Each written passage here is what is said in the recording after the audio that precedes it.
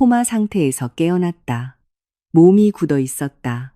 희미하게 남편과 시어머니가 냉담하게 다투는 소리가 들려왔다. 언제 저 여자의 생명 유지 장치를 떼지? 나는 간호사 한 명이 다가와 나지막이 속삭일 때까지 잠든 척 눈을 감고 있을 수밖에 없었다. 제가 탈출을 도와드릴게요. 저들은 모르니까요. 이 이야기가 시작되기 전에 여러분이 어느 지역에서 이 영상을 보고 계신지 댓글로 남겨주세요. 좋아요와 구독을 잊지 마세요. 채널이 더욱 성장하여 더 흥미로운 이야기를 전해드릴 수 있도록요. 아버지가 실종 및 사망 판정을 받은 지 벌써 30일이 지났다. 경찰은 아버지가 우리 가족의 개인 별장 뒤 저수지에서 낚시할 때 자주 사용하던 작은 보트가 악천후로 인해 전복되었다고 결론 내렸다. 아버지의 시신은 아직까지 발견되지 않았다. 어둡고 차가운 물속 깊은 곳에 삼켜진 채로 그날 이후 내 세상은 무너졌다. 나는 유일한 부모이자 내 삶의 기둥이었고 가장 큰 보호자였던 분을 잃었다. 그 깊은 슬픔 속에서도 나는 남편 민준이 있어 다행이라고 생각했다. 민준은 3년 전 나와 결혼한 남자였다. 그는 언제나 다정하고 세심했으며 나를 무척 사랑하는 것처럼 보였다. 시어머니 영희 씨도 아버지가 돌아가신 후 우리와 함께 지내기 시작했다. 그녀는 매일 밤 따뜻한 차를 끓여주었고 내가 울 때면 안아주었으며 푹 쉬라고 다독여 주었다. 겉으로 보기에 내 삶은 비극 속에서 서로를 의지하는 가족의 모습 그 자체였다. 하지만 웅장한 우리 집의 벽 뒤편에서는 서서히 기이한 무언가가 기어들어와 내 온전한 정신을 갉아먹고 있었다. 모든 것은 아버지가 내 휴대폰으로 보낸 문자 메시지 한 통에서 시작되었다. 경찰이 추정한 아버지의 사망 시각보다 정확히 3시간 전에 온 문자였다. 그 문자는 매우 이상하고 평소답지 않았다. 아버지는 수수께끼 같은 문자를 보내는 분이 아니었다. 그 문자는 그저 숫자 배열과 짧은 한 문장뿐이었다. 411만 8,922. 오직 내 딸에게만. 처음에는 아버지가 문자를 잘못 보냈거나 주머니 속에서 휴대폰이 잘못 눌렸을 거라고 생각했다. 하지만 아버지가 사망 판정을 받은 후 그 문자는 계속해서 나를 괴롭혔다. 아버지는 왜 그런 숫자들을 보냈을까? 오직 내 딸에게만이라는 말은 무슨 뜻일까? 나는 민준에게 몇 번이고 이 사실을 물었지만 그는 그저 나를 안아주며 아버지가 사고 전의 노쇠에서 정신이 없으셨거나 아무렇게나 타이핑하셨을 거라고 말했다. 민준은 내가 더 스트레스를 받지 않도록 그만 생각하라고 했다. 하지만 자식으로서의 내 직감은 다른 말을 하고 있었다. 어느 날 오후 민준이 회사에 가고 시어머니가 낮잠을 자는 사이 나는 경찰이 별장에서 수습해온 아버지의 유품을 정리하기로 마음먹었다. 아버지의 서류 가방을 살피던 중 나는 작고 검은 상자 하나를 발견했다. 그 안에는 차량용 블랙박스 메모리 카드가 들어있었다. 나는 미간을 찌푸렸다. 그것은 아버지의 차에 있던 메모리 카드가 아니라 민준의 차에 있던 예비 메모리 카드였다. 호기심이 슬픔을 이겼다. 나는 메모리 카드를 들고 내 방으로 가문을 잠그고 노트북에 꽂았다. 그 안에 있는 영상 파일 목록을 열 때 내 손은 떨리고 있었다. 대부분은 평범한 주행 영상이었다. 하지만 내 눈은 아버지가 실종된 바로 그날 녹화된 파일 하나에 꽂혔다. 화면 속 시간은 오후를 가리키고 있었다. 아버지가 물에 빠졌을 것으로 추정되는 바로 그 시간이었다. 나는 영상을 재생했다. 블랙박스 카메라는 민준의 차가 우리 별장 저수지로 바로 이어지는 나무가 우거진 곳에 주차된 모습을 보여주고 있었다. 심장이 미친 듯이 뛰었다. 민준은 그날 시내에서 고객과 미팅이 있다고 했었다. 시어머니는 친구들 모임에 갔다고 했다. 왜 민준의 차가 아버지의 별장에 있었을까? 영상은 나뭇잎에 가려져 선명한 화면을 보여주지는 못했지만 블랙박스 마이크는 차 밖의 소리를 매우 또렷하게 잡아내고 있었다. 나는 남편의 목소리를 듣고 숨을 참았다. 흔적 하나도 남기지 않도록 확실히 해. 민준의 목소리는 차갑게 들렸다. 평소 내게 사용하던 부드러운 말투와는 전혀 달랐다. 어머니가 그 사람 물건들은 다 치웠어요. 빨리 그 고집불통 늙은이 처리해요. 그가 유언장을 바꾸기 전에 시간이 얼마 없다고요. 한 여자의 목소리가 대답했다. 나는 두 손으로 입을 막았다. 시어머니 영희 씨의 목소리였다. 눈물이 뺨을 타고 흘러내렸다. 몸이 심하게 떨렸다. 그들은 거기서 무엇을 한 걸까? 아버지가 물에 빠지는 것을 보고도 가만히 있었던 걸까? 아니면 더 끔찍하게도 그들이 아버지를 물에 빠뜨린 걸까? 머릿속이 걷잡을 수 없이 혼란스러워졌다. 나는 아버지가 돌아가시기 2주 전의 일이 떠올랐다. 아버지는 갑자기 크게 화를 내며 20년 동안 일해온 우리 별장 관리인 최 기사님을 해고했다. 그때 아버지는 명확한 이유를 설명하지 않으셨다. 그저 서재에 틀어박혀 계실 뿐이었다. 하지만 이제야 기억이 났다. 최 기사님을 해고하라고 부추긴 것은 민준과 시어머니였다. 그들은 최 기사님이 늙고 술에 취해 있을 때가 많으며 별장 물건을 훔친다고 말했다. 아버지는 결국 최 기사님을 해고했고 아버지가 돌아가신 날 별장은 관리인 하나 없이 텅 비어 있었다. 모든 것이 맞아 들어가기 시작했다. 이건 사고가 아니었다. 이건 매우 치밀하게 짜인 계획이었다. 민준과 시어머니는 별장의 유일한 목격자를 제거한 것이었다. 그리고 그들은 그 불행한 날에 아버지를 찾아갔다. 나는 노트북 화면 앞에서 소리 없이 울었다. 내가 그토록 사랑했던 남편, 내가 잠들 때마다 안아주던 그 남자는 다정한 가면 뒤에 진짜 얼굴을 숨긴 괴물이었다. 나는 이 증거를 경찰에 가져가야 했다. 그들을 감옥에 보내야 했다. 떨리는 손으로 메모리 카드를 뽑아 재킷 주머니 깊숙이 숨겼다. 노트북에서 영상 재생 기록을 지우고 서둘러 모든 것을 원래대로 정리했다. 그날 저녁, 민주는 평소처럼 퇴근했다. 그는 내 이마에 입을 맞추고 오늘 하루는 어땠는지 물었다. 나는 억지로 미소를 지으며 최대한 평소처럼 행동하려 애썼다. 하지만 가슴 속의 혐오감과 공포는 완벽하게 숨길 수 없었다. 저녁 식사를 하던 중 민준의 손이 갑자기 멈췄다. 그는 날카로운 매의 눈으로 나를 쳐다봤다. 자기야, 안색이 안 좋아 보이네. 손도 계속 떨고 있고. 무슨 일 있어? 또 아버지 생각하는 거야? 민준이 뼈를 내는 듯한 낮은 목소리로 물었다. 맞은편에 앉아있던 시어머니도 나를 쳐다봤다. 그녀의 시선은 더 이상 자애롭지 않았다. 의심과 경계심으로 가득 차 있었다. 그래, 얘야. 오후부터 불안해 보이더구나. 혹시 민준이 서재에 들어갔니? 시어머니가 쏘아붙였다. 아니에요, 어머님. 그냥 잠을 좀 설쳐서요. 나는 더듬거리며 대답했다. 나는 즉시 고개를 숙여 그들의 시선을 피했다. 나는 민준이 매우 눈치가 빠른 남자라는 것을 알고 있었다. 그는 분명 내 불안함을 눈치챘을 것이다. 내일 아침 일찍 아버지 산소에 놓을 꽃을 사러 간다는 핑계로 이 집을 빠져나가야 했다. 그리고 바로 경찰서로 갈 것이다. 다음 날 아침 내 계획은 순조롭게 진행되는 듯했다. 민주는 일찍 회사로 출근했고 시어머니는 뒤뜰 정원에서 바빴다. 나는 차갑게 땀이 밴 손으로 차키를 쥐고 시동을 걸어 집 대문을 빠져나왔다. 곧 내 남편을 직접 감옥으로 끌고 갈 것이라는 생각에 심장이 두근거렸다. 하지만 구불구불한 내리막길을 따라 차를 몰 때 끔찍한 일이 벌어졌다. 속도를 줄이려고 브레이크 페달을 밟았을 때 페달이 텅 빈 것처럼 쑥 들어갔다. 고장 난 것이었다. 나는 공황 상태에 빠져 몇 번이고 페달을 밟았지만 차는 전혀 속도가 줄지 않았다. 오히려 가파른 내리막길 때문에 속도가 점점 더 붙었다. 공포가 나를 덮쳤다.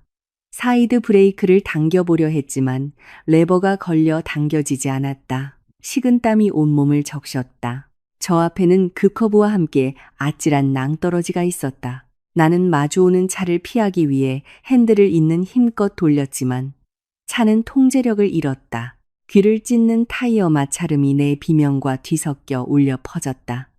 눈앞의 풍경이 빠르게 회전했다. 내 차는 엄청난 속도로 가드레일을 들이받고 튕겨나가 몇 바퀴를 구른 뒤 굉음과 함께 거대한 나무에 부딪혔다. 유리가 산산조각 나 흩어지고 쇠붙이가 부딪히는 소리와 함께 극심한 고통이 가슴과 머리를 덮쳤다.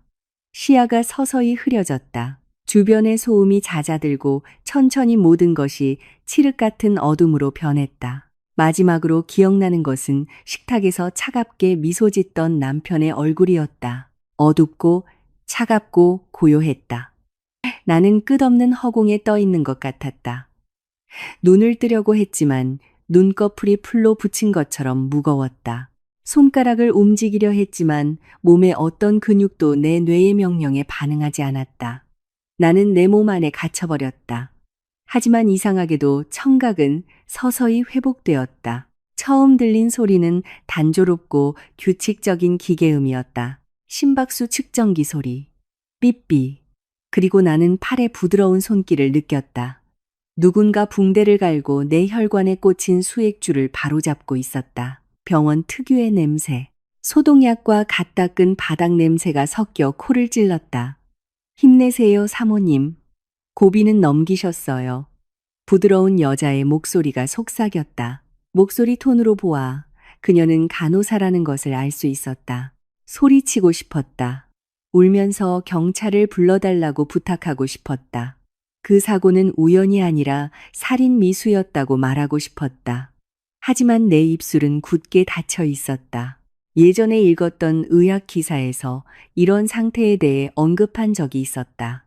감금 증후군, 심각한 뇌외상과 마취제 효과로 인해 몸이 일시적으로 마비되었지만 의식은 완전히 깨어있는 상태. 그때 중환자실 문이 삐걱거리며 열리는 소리가 들렸다. 육중한 발걸음과 하이힐 소리가 내 방으로 들어왔다. 그 발걸음은 내 침대 바로 옆에서 멈췄다. 방 안의 공기가 더 무겁고 숨막히게 변하는 것 같았다. 상태는 어떻습니까, 간호사님? 그건 민준의 목소리였다. 재단 앞에서 평생 나를 지켜주겠다고 맹세했던 남자의 목소리. 환자분은 아직 코마 상태입니다, 사장님. 생체 신호는 안정적이지만 뇌가 깨어날 반응을 보이지 않고 있어요.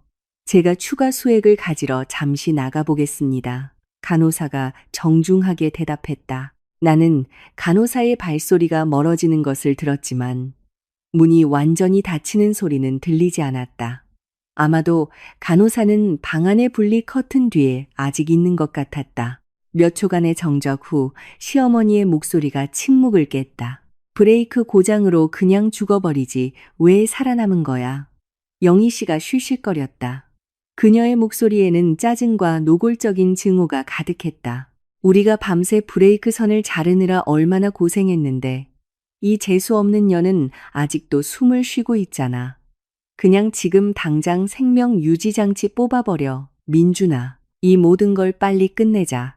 시어머니가 내뱉는 모든 단어가 비수처럼 내 심장에 박혔다. 그들이 정말로 이 모든 것을 계획했다.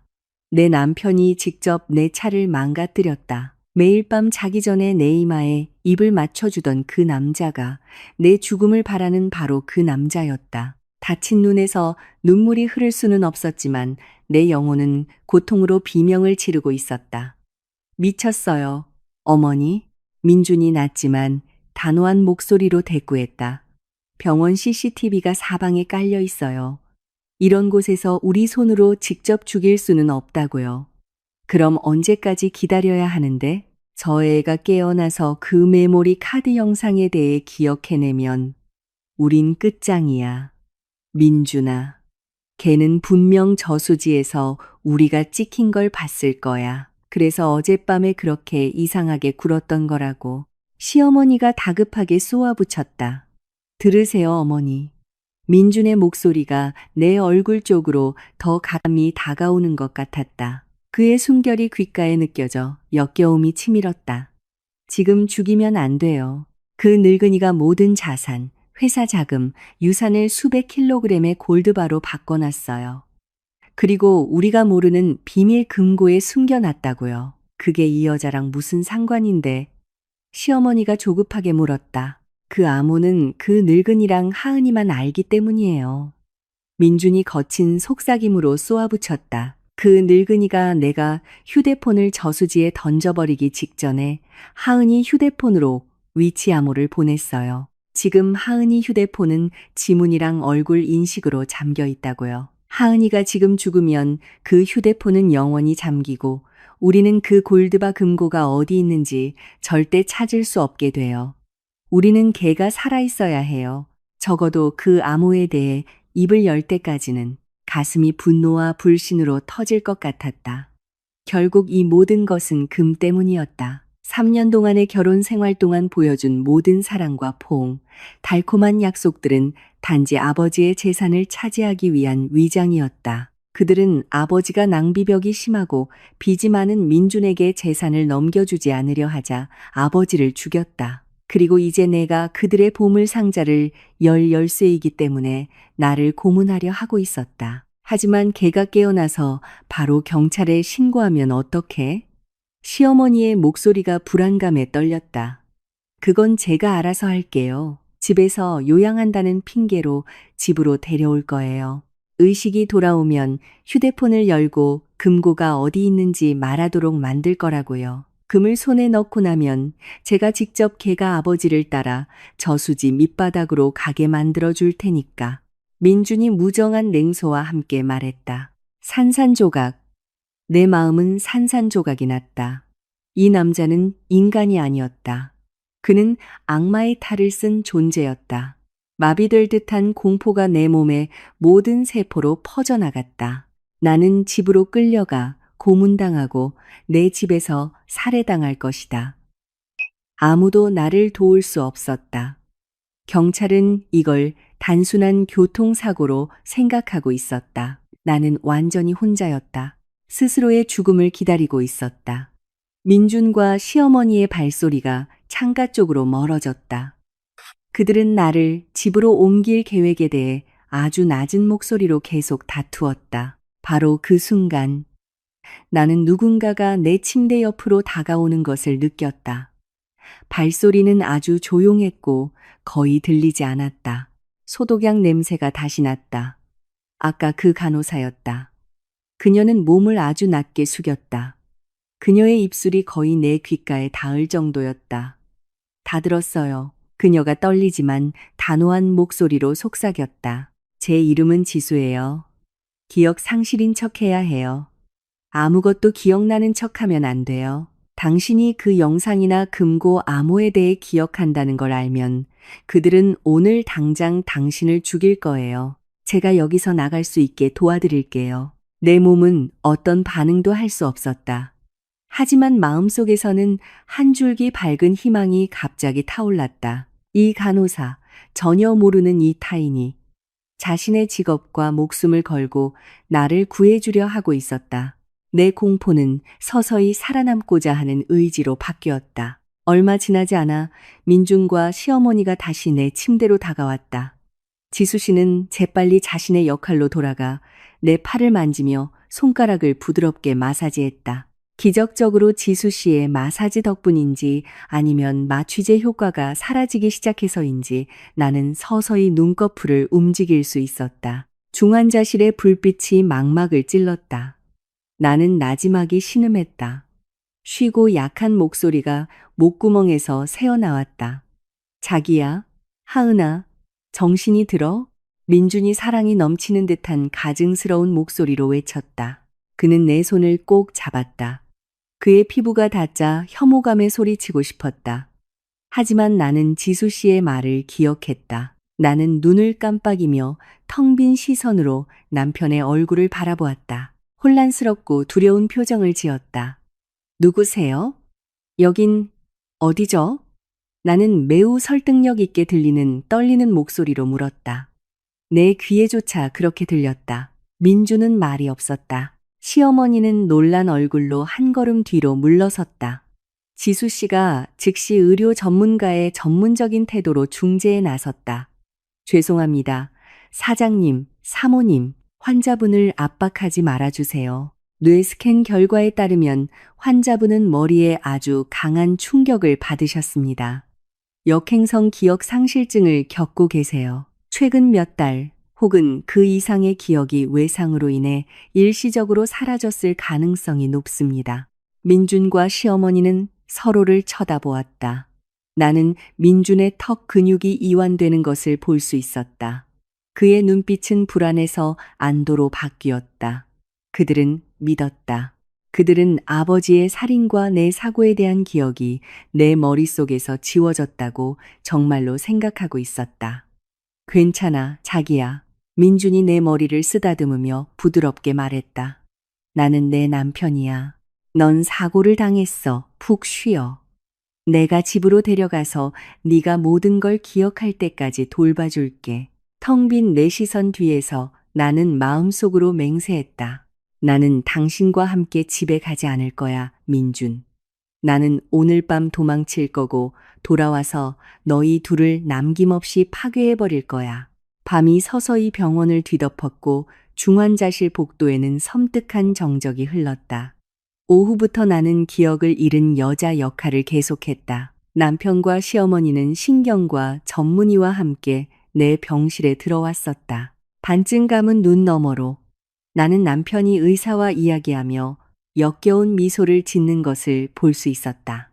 남편은 내일 아침 나를 집으로 데려가겠다고 고집했다. 그는 집에서 가족들에게 둘러싸여 익숙한 환경에서 치료받는 것이 잃어버린 기억을 더 빨리 되찾는 데 도움이 될 것이라고 주장했다.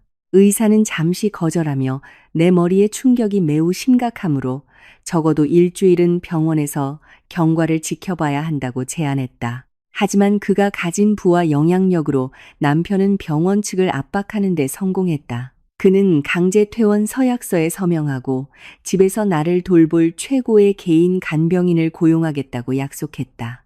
그 결정을 듣고 내 피가 얼어붙는 것 같았다. 나는 그들이 말하는 가정 간호가 무엇을 의미하는지 정확히 알고 있었다. 그것은 목격자 없는 고문으로 가는 티켓이었다. 우리 집 문이 굳게 닫히는 순간 남편은 더 이상 부드럽게 행동하지 않을 것이다. 그는 내가 아버지께서 남긴 비밀 금고의 위치와 암호를 말할 때까지 정신적으로나 육체적으로 나를 고문하고 학대할 것이다. 그리고 그 후에는 흔적도 없이 나를 제거할 것이다. 면회 시간이 끝난 후 남편이 내 침대로 다가왔다. 그는 손등으로 내 뺨을 쓰다듬었다. 한때는 나를 안전하게 느끼게 했던 그 손길이 이제는 속을 메스껍게 만들었다. 나 먼저 갈게, 자기야. 내일 아침 일찍 데리러 올게. 우리 집으로 돌아가는 거야. 남편이 아주 낮은 목소리로 마치 독사의 쉬쉬거림처럼 속삭였다. 그는 내 이마에 입을 맞추고 돌아서서 시어머니와 함께 병실을 나갔다. 문이 굳게 닫히고 그들의 발소리가 복도 끝으로 사라지자 참았던 숨을 절망적으로 내쉬었다. 그동안 참았던 눈물이 베개를 적셨다. 몸이 너무 아팠다. 뼈가 으스러지는 것 같았다. 하지만 그 고통은 내 영혼을 옥죄는 공포에 비할 바가 아니었다. 내일 아침이 내 삶의 마지막 기한이었다. 오늘 밤 이곳을 떠나지 못하면 나는 다시는 자유로운 인간으로서 해가 뜨는 것을 보지 못할 것이다. 병실은 다시 조용해졌고 벽시계의 초침 소리와 옆에 있는 심박수 측정기 소리만 들렸다. 약 2시간 후 병원이 완전히 조용해졌을 때 병실 문이 소리 없이 열렸다. 한 여성이 빠르고 조심스러운 움직임으로 들어왔다. 낮에 내 귓가에 구원의 약속을 속삭였던 간호사 지수 씨였다. 지수 씨는 즉시 내 침대로 다가왔다. 그녀의 얼굴은 긴장되어 있었지만 굳은 결의로 가득 차 있었다. 그녀의 손에는 중간 크기의 천가방이 들려 있었다. 준비되셨어요? 지수 씨가 속삭이는 목소리로 물었다. 그녀의 눈은 나를 날카롭게 응시했다. 남편분께서 내일 아침 퇴원 수속을 모두 마쳤어요. 지금 움직이지 않으면 다시는 기회가 없을 거예요. 오늘 밤 야간 근무는 아래층에서 응급수술이 있어서 경비가 허술해요. 이게 우리의 유일한 기회예요. 나는 힘없이 고개를 끄덕였다. 도와줘요, 지수 씨. 그들 손에 죽고 싶지 않아요. 나는 쉬고 떨리는 목소리로 대답했다. 지수 씨는 즉시 행동에 옮겼다. 아주 조심스럽게 그녀는 내 손등에서 수액 바늘을 뽑았다. 날카로운 통증이 피부를 찔러 고통에 신음했지만 나는 소리를 내지 않으려 아랫입술을 꽉 깨물었다. 지수 씨는 주사 자국을 알코올 솜으로 누르고 반창고를 붙였다. 그 후 그녀는 가져온 천가방을 열고 연한 파란색 간호사복 한 벌을 꺼냈다. 얼굴을 가릴 의료용 마스크와 간호사 모자까지 완벽하게 갖춰져 있었다. 이걸 입으세요. 사이즈가 좀 클 수도 있지만 복도에 있는 CCTV와 보안 요원들로부터 신분을 감춰줄 거예요. 제가 일어서는 걸 도와드릴게요. 지수 씨가 내 몸을 부축하며 말했다. 옷을 입는 과정은 엄청난 고문이었다. 어깨와 다리를 움직일 때마다 극심한 통증이 모든 신경을 타고 퍼졌다. 교통사고로 인한 온몸의 멍이 아직 생생했다. 머리가 격렬하게 울려 시야가 잠시 흐릿해졌다. 하지만 아드레날린과 죽음에 대한 공포가 나를 계속 움직이게 했다. 지수 씨의 도움으로 나는 마침내 간호사복을 입는데 성공했다. 지수 씨는 내 얼굴에 마스크를 씌워주어 눈만 보이게 했다. 제 말 잘 들으세요. 지수 씨가 내 눈을 똑바로 쳐다보며 말했다. 우리는 이 복도 끝에 있는 비상구를 통해 나가서 비상계단을 이용해 지하 주차장으로 내려갈 거예요. 제 차가 거기에 있어요. 고개를 숙이고 다리를 좀 절어도 괜찮아요. 절대 CCTV 쪽으로 고개를 들면 안 돼요. 누가 물으면 제가 대답할게요. 나는 알겠다는 듯 고개를 끄덕였다. 지수 씨는 나를 중환자실 밖으로 이끌었다. 병원 복도는 차갑고 섬뜩하게 느껴졌다. 형광등이 희미하게 깜빡이며 반짝이는 바닥에 우리의 그림자를 비췄다. 심장이 가슴 밖으로 튀어나올 것처럼 미친 듯이 뛰었다. 멀리서 발소리가 들리거나 환자용 침대가 밀리는 소리가 들릴 때마다 나는 반사적으로 지수 씨의 팔을 꽉 잡았다. 우리는 약물 카트 뒤에 숨고 벽에 몸을 바싹 붙이며 야간 순찰 중인 보안 요원의 손전등 불빛을 피했다. 비상계단을 내려가는 것은 가장 고통스러운 부분이었다. 다리가 심하게 떨려 내 몸무게를 지탱할 수 없었다. 몇 번이나 넘어질 뻔했지만 지수 씨가 재빨리 내 몸을 잡아주었다. 그녀는 내 허리를 감싸 안고 내가 완전히 기댈 수 있게 해주었다. 답답한 마스크 뒤로 이마에 식은땀이 흘러내렸다. 지옥 같았던 사계층을 지나 우리는 마침내 어둡고 눅눅한 냄새가 나는 지하 주차장에 도착했다. 지수 씨는 나를 낡은 은색 세단으로 이끌었다. 그녀는 조수석 문을 열어 나를 태우고 재빨리 운전석으로 달려갔다. 차에 시동이 걸리고 우리가 병원 구역을 빠져나가는 순간 나는 숨을 헐떡이며 차 시트에 머리를 기댔다. 하지만 안도감은 몇 초밖에 가지 않았다. 차가 조용하고 어두운 도시의 거리를 가로지를 때 극심한 편집증이 내 정신을 장악했다. 나는 옆 거울과 앞 거울에서 눈을 뗄 수 없었다. 뒤에서 한 쌍의 헤드라이트가 나타날 때마다 나는 숨을 참고 고개를 깊이 숙였다. 그 차에 남편이 타고 있는 것 같았다. 그가 내 탈출을 눈치채고 내 위치를 추적해서 이 한적한 도로에서 나를 죽이려 쫓아오고 있는 것만 같았다. 지수 씨, 저 앞에서 좌회전해요. 저 작은 길로 유턴해요. 몇 분 동안 검은색 차 한 대가 계속 우리 뒤를 따라오는 것을 보고 나는 갑자기 떨리는 목소리로 소리쳤다. 지수 씨는 놀랐지만 즉시 핸들을 꺾어 어두운 좁은 골목으로 들어갔다. 우리를 지나쳐 직진하는 검은색 차를 피한 것이었다. 지수 씨는 조용한 길가에 잠시 차를 세우고 동정심 가득한 눈빛으로 나를 바라보았다. 내 숨은 여전히 가빴고 손은 심하게 떨리며 무릎을 꽉 쥐고 있었다. 이제 안전해요. 그들의 소나귀에서 벗어났어요. 지수 씨가 나를 진정시키려 말했다. 하지만 목적 없이 계속 시내를 돌아다닐 수는 없어요. 제 차에 기름이 많지 않아요. 어디로 숨어야 할지 알려주셔야 해요. 믿을 만한 친한 친구나 가족이 있나요? 지수 씨의 질문에 나는 침묵했다. 어디로 가야 할까? 나는 휴대폰도, 돈 한 푼도, 신분증도 없었다. 남편이 내 친구들을 모두 알고 있기 때문에 친구들 집으로 갈 수는 없었다. 남편은 분명 그들의 집을 하나하나 찾아갈 것이다. 주민등록증과 현금 없이는 호텔 방을 빌릴 수도 없었다.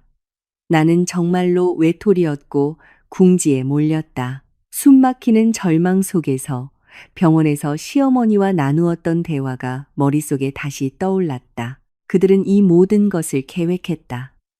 그들은 내 차를 망가뜨렸다. 그리고 그 전에 그들은 아버지를 물에 빠뜨릴 때 목격자가 없도록 아버지의 별장 관리인을 해고했다. 아버지의 별장 관리인 최 기사님. 그 이름을 기억해냈을 때 갑자기 눈이 번쩍 뜨였다. 최 기사님은 수십 년 전 총상으로 조기 퇴직한 전직 형사였다. 그는 재정적으로 어려울 때 아버지의 도움을 받았고 그 후 아버지가 아끼는 별장의 관리인으로 고용되었다.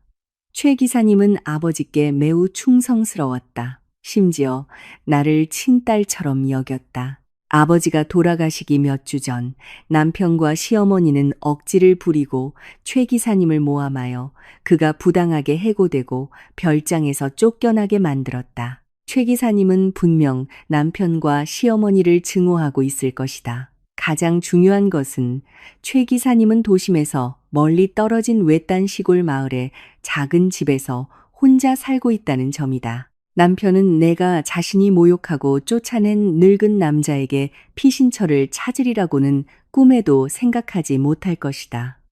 그곳은 남편의 사교 범위와 감시망에서 멀리 떨어져 있었다. 지수 씨, 나는 다시 단호함을 찾은 목소리로 말했다. 나는 나를 위해 모든 것을 걸어준 그 간호사를 바라보았다. 어디로 가야 할지 알아요. 도시 동쪽 외곽의 시골 마을로 가요. 그곳에 우리가 믿을 수 있는 사람이 있어요. 남편과 시어머니를 파멸시킬 똑같은 이유를 가진 사람이요.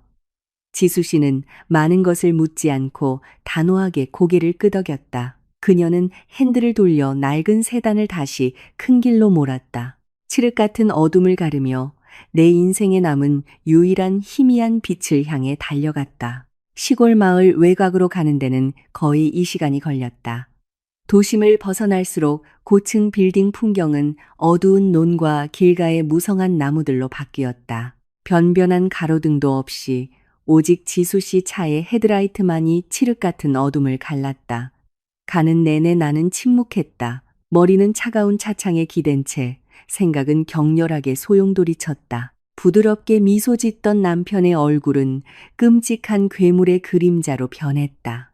따뜻한 차를 끓여주던 시어머니의 모습은 탐욕스러운 악마의 미소로 변했다. 그리고 차가운 저수지에 잠긴 아버지의 모습은 끊임없이 내 마음을 고문했다. 마침내 지수 씨의 차가 속도를 줄이고 자갈이 깔린 흙길로 들어섰다. 그 길 끝에는 반은 벽돌이고 반은 나무로 된 소박한 집이 망고나무가 우거진 마당 한가운데에 서 있었다. 집은 조용해 보였지만 앞 창문 틈새로 희미한 불빛이 새어나오고 있었다. 그곳이 바로 아버지의 충직한 전 별장 관리인 최 기사님의 집이었다. 지수 씨는 차에 시동을 껐다. 집 주변은 매우 고요했다. 귀뚜라미 소리만이 서로 어우러져 들릴 뿐이었다. 지수 씨는 재빨리 차에서 내려 조수석 쪽으로 달려와 내가 내리는 것을 도왔다. 시골의 밤 공기는 훨씬 더 차갑고 뼛속까지 시렸다. 나는 지수 씨의 어깨에 기댄 채 헐렁한 간호사복을 여몄다. 절뚝거리며 우리는 집 앞 현관으로 이어지는 작은 오솔길을 따라 걸었다. 나는 떨리는 손을 들어 나무 문을 천천히 두드렸다. 첫 번째 노크에는 반응이 없었다. 이번에는 좀 더 세게 다시 두드렸다. 최 기사님, 저예요. 문 좀 열어주세요. 밤바람에 거의 묻힐 뻔한 쉰 목소리로 불렀다. 집 안에서 묵직한 발소리가 들리고 이어 열쇠가 돌아가는 소리와 쇠빗장이 당겨지는 소리가 났다. 나무 문이 삐걱거리며 천천히 열렸다. 최 기사님이 낡은 재킷과 체크무늬 바지를 입고 문지방에 서 있었다. 그의 주름진 얼굴은 내가 엉망인 상태로 낯선 사람의 부축을 받으며 간호사복을 입고 서 있는 것을 보고는 말할 수 없이 놀란 표정이었다. 세상에, 아가씨, 어쩌다 이런 모습으로 여기에. 최 기사님은 눈을 동그랗게 뜨고 외쳤다. 그는 더 이상 묻지 않고 재빨리 지수 씨에게서 내 몸을 넘겨받아 우리를 집 안으로 안내한 뒤 문을 단단히 잠갔다. 최 기사님의 거실은 매우 소박했고 희미한 노란 전구 하나만이 불을 밝히고 있었다. 방 한가운데에는 낡은 나무 테이블이 있었고 갓 내린 블랙커피의 진한 향이 공기 중에 퍼져 있었다. 하지만 내 관심은 집안의 가구에 쏠리지 않았다. 내 발걸음은 갑자기 멈췄다. 발이 시멘트 바닥에 못 박힌 듯했다. 나는 믿을 수 없다는 듯 방구석을 응시하며 눈을 크게 떴다. 그곳 낡은 등나무 의자에 중년의 남자가 뜨거운 커피 잔을 들고 앉아 있었다. 그 남자가 우리 쪽으로 고개를 돌렸다. 그의 얼굴은 너무나 익숙했다. 얼굴에 뚜렷한 윤곽, 온화한 눈빛, 그리고 차분한 앉음새, 이건 불가능했다. 이건 분명 머리에 받은 충격으로 인한 환각일 것이다. 아직 혈관에 남아있는 마취제 효과일 것이다. 내 앞에 앉아있는 이 남자는 한 달 전 실종되어 물에 빠져 죽었다고 발표된 사람이었다. 그는 나의 아버지였다. 아버지는 살아계셨다. 아버지 손에 있던 커피잔이 급하게 테이블 위로 놓였다. 아버지는 일어섰고 내 멍과 상처로 가득한 모습을 보고 나만큼이나 놀란 얼굴이었다. 그의 눈에는 즉시 눈물이 고였다. 내 딸, 아버지의 목소리가 심하게 떨렸다. 그 한마디가 입술에서 흘러나오는 순간 내 모든 이성이 무너졌다. 그것은 정말 현실이었다. 꿈이 아니었다. 억누를 수 없는 히스테릭한 울음이 목구멍에서 터져나왔다.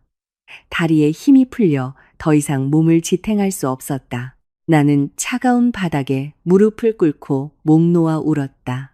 한 달 동안 나를 가두었던 모든 고통과 공포, 그리움을 토해냈다. 아버지는 내게 달려와 바닥에 몸을 던지고 내 몸을 아주 꽉 껴안았다. 그의 따뜻한 품, 특유의 채취, 모든 것이 너무나 현실적이었다.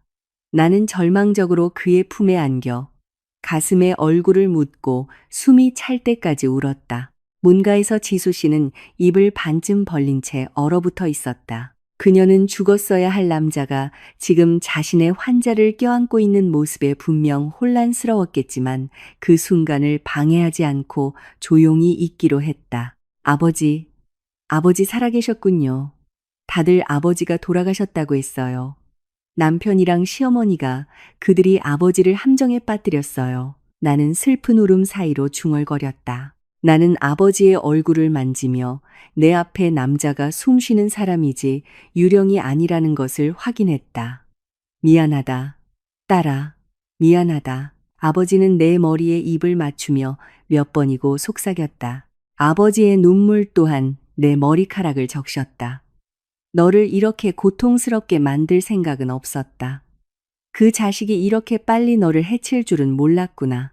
감정적인 울음으로 가득 찼던 몇 분이 지난 후 최 기사님은 우리가 일어서는 것을 도와주고 나를 등나무 의자에 앉혔다.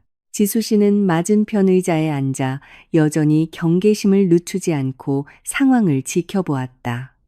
아버지는 내 옆에 앉아 마치 놓으면 내가 사라질까 두려운 듯 내 손을 꼭 잡았다.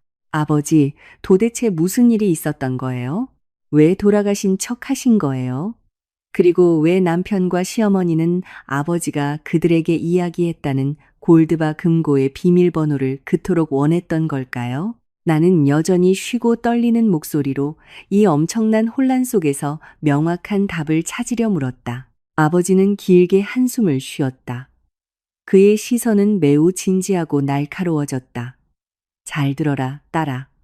내 남편은 네가 생각하는 것처럼 좋은 사람이 아니었다. 몇 달 전, 나는 그가 관리하는 우리 회사 재무 보고서에서 이상한 점을 많이 발견하고 몰래 사설 탐정을 고용해 내 남편의 배경을 조사했다. 그리고 끔찍한 사실을 발견했지. 내 남편은 수십억 원에 달하는 불법 도박 빚에 시달리고 있었다.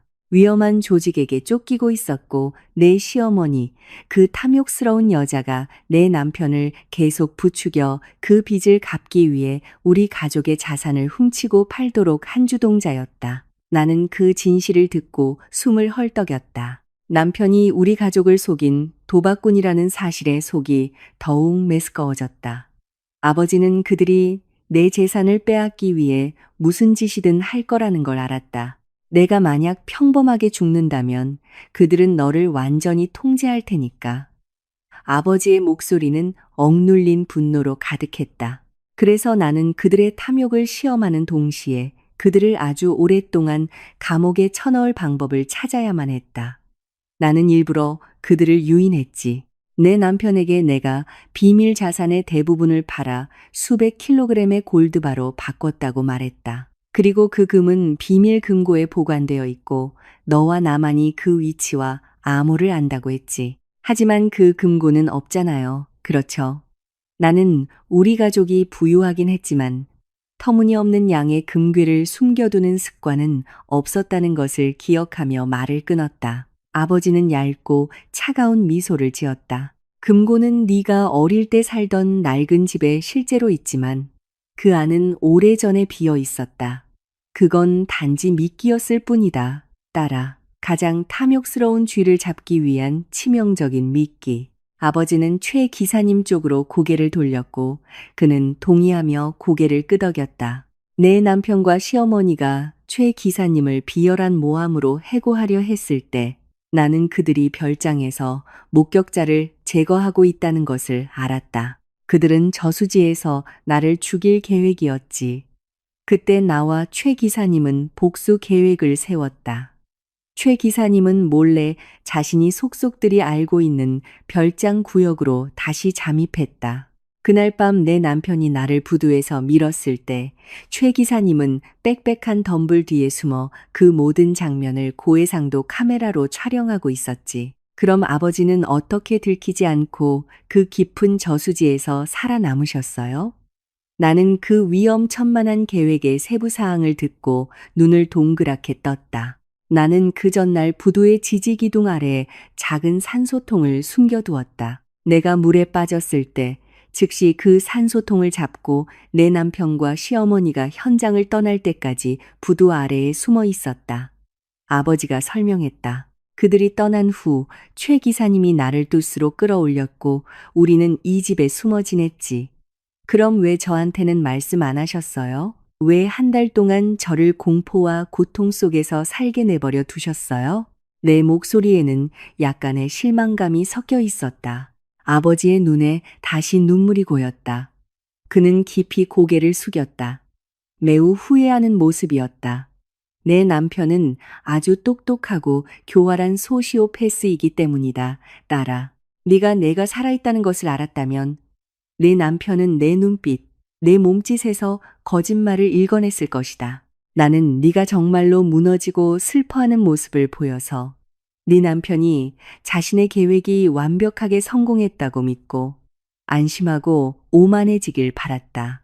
나와 최 기사님은 그들을 계획 살인과 강도 혐의로 엮을 다른 증거들을 모을 시간이 필요했다. 우리는 그들이 어떤 변호사도 구해주지 못하도록 감옥에서 썩게 만들고 싶었다.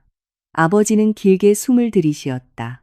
그의 목소리는 다음 문장을 이어갈 때 심하게 떨렸다. 하지만 나는 한 가지 치명적인 실수를 했다.